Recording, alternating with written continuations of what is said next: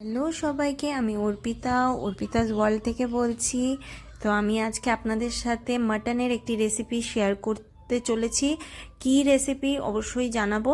তো প্রথমেই আমি বলি যে মাটন যখনই রান্না করা হবে সব সময় চিন্তা করতে হবে যেন 2 থেকে অ্যাটলিস্ট 4 ঘন্টা যেন এটা মিনিমাম ম্যারিনেট করে রাখা যায়, তাহলে মাটনটা খুব জুসি এবং নরম হবে। আর 2 নম্বর টিপস হলো, মাটন যখনই রান্না করা হবে তখন যেন সব সময় গরম জল, ফুটন্ত গরম জলটা ব্যবহার করা হয়, তাহলে পরে কোনো রকম ছিবড়ে বা শক্ত হবে না, সব সময় নরম হবে। আর ঢেকে ঢেকে অনেকক্ষণ ধরে রান্না করা উচিত, তাহলে পরে ওটার টেস্ট আরও বেড়ে যায়। তো এখানে মাটনটা রান্না করার জন্য আমি প্রথমেই এখানে বেরেস্তা ভেজে নিচ্ছি। অনেকটাই পেঁয়াজ আমি এখানে লাল লাল করে ভেজে নেব, কিন্তু খুব কড়া ডার্ক ব্রাউন কিন্তু যেন না হয়, তাহলে পরে সেটা তেতো ভাব আসতে পারে, কারণ এখানে আমি এটা পেস্ট বানাবো তার জন্য। তো আমি আজকে বানাচ্ছি মাটন লাবাবদার। তো এটা আমি কিন্তু পুরোপুরি আমার যেভাবে রান্না করি সেভাবে আমি দেখাচ্ছি। রেস্টুরেন্টের মতো আমি কিছু দেখাচ্ছি না, কিন্তু খেতে কিন্তু পুরো রেস্টুরেন্টের মতনই হয়েছিল। তো এখানে দেখুন আমি কড়াইতে পুরো সর্ষের তেল বেশি করে দিয়ে এটা রান্না করব। তো এখানে প্রথমে আমি কড়াইতে তেলটা ভালো মতো গরম হয়ে গেছে, তার এখানে গোটা গরম মশলা আর পেঁয়াজ আমি দিয়ে দিয়েছি, আর তেজপাতাও দিয়েছিলাম, কিন্তু কোনো রকম জিরে কিছু ফোড়ন আমি দেইনি। কেউ যদি চায় তো দিতে পারেন, কিন্তু আমি এখানে কিছুই দিইনি, শুধু তেজপাতা, গোটা গরম মশলা আর পেঁয়াজটাকে একটু লাল লাল করে ভেজে নিয়ে এখানে আদা আর রসুনের একটা কুচি দিয়ে দিয়েছিলাম। কেউ যদি চায় তো ওটা পুরো পেস্টও করে দিতে পারে, কিন্তু আমি এভাবে থেতো করেই দিই, কুচিও না, থেতো করে দিয়েছিলাম। আর পরিমাণটা মাংসের যেরকম পরিমাণ হবে, তো পেঁয়াজ টমেটো সব কিছুর পরিমাণটাও ওটা বুঝেই করতে হবে। তো আমার খুব বেশি ছিল না মাটন, তো আমি ওই বুঝেই দিয়েছিলাম কম কম। তো আমার এখানে 2টো টমেটো ছোট করে কেটে প্রথমে অল্প ভেজে তারপর লবণ দিয়ে দিয়ে এটা ঢেকে ঢেকে রান্না করলাম, যাতে টমেটোটা একটু তাড়াতাড়ি নরম হয়ে যায়।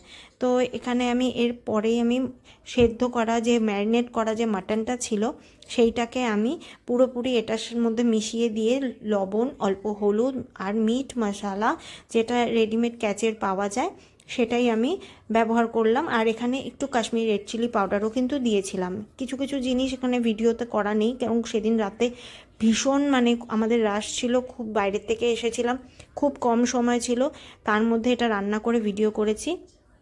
তো এখানে আগের দিন আমার মাটন যেটা রান্না করেছিলাম কিছুটা রেখে দিয়েছিলাম, এটা দিয়ে আমি রান্না করেছি। তো এখানে মাংস খুব বেশি দেখতে পাবেন না আপনারা।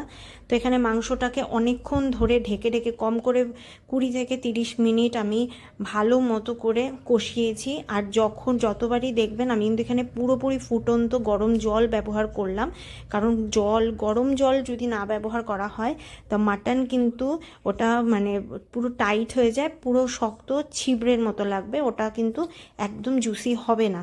তো এখানে আমি যতবারই ব্যবহার করছি তো ততবারই কিন্তু গরম জল ব্যবহার করছি। আর গরম জল দিচ্ছি এই কারণেই, কারণ না হলে মাটনটা কিন্তু কড়াইয়ের সাথে কষাতে কষাতে যতই আমি কম আঁচ দিয়ে কষাই না কেন ওটা কিন্তু লেগে যাওয়ার একটা চান্স থাকে। তো এখানে আমি এই জন্য গরম জল দিয়ে ভালো করে এটা আরও 40 থেকে 50 মিনিটের মতো আমি এটা একদম ফ্লেমটা কম দিয়ে ঢেকে ঢেকে 40 থেকে 50 মিনিটের মতো এটা রান্না করতে হবে। তো আমি এখানে কিন্তু আবার আলুও ব্যবহার করেছি। আলুটা খুব খুব নেসেসারি নয়, যদি না দিলেও হয়, কারণ এটা যদি রুটি বা মাংস, ফ্রাইড রাইস, পোলাওয়ের সাথে খায়, কারণ এখানে আমার ছেলেকে দিতে হবে। তো এর মাংসর কোয়ান্টিটিটা খুবই কম ছিল, তো এই জন্য আলু দিয়েছিলাম। আলুটা একদমই অপশনাল, কোনো ব্যাপার না, না দিলেও চলবে। তো এটা কিছুক্ষণ ঢেকে রান্না করার পরে আমি যে বেরেস্তাটা রেখেছিলাম ওই বেরেস্তাটার আমি পেস্ট বানিয়েছিলাম, তো বেরেস্তাটা দেওয়ার লাস্টের দিকে আমি অ্যাড করলাম। আর বেরেস্তাটা দেওয়াতেই রং, গন্ধ এবং টেস্ট আর এটার ঘনত্বটা দুর্দান্ত হয়েছিল, বলার মতন না। খেতে তো খুবই ভালো হয়েছিল। তো এটা দিয়ে আরও কিছুক্ষণ 10 মিনিটের মতো আমি এটা কষিয়েছি। আর লাস্টে কয়েকটা গোটা কাঁচা লঙ্কা আমি চিড়ে দিয়েছিলাম। হ্যাঁ, কারণ বেশি ঝাল হলে আগের দিন আমার ছেলে মুখেও দিতে পারেনি, কিন্তু আজকে যাতে ও খেতে পারে ওই বুঝেই আমি রান্না করলাম।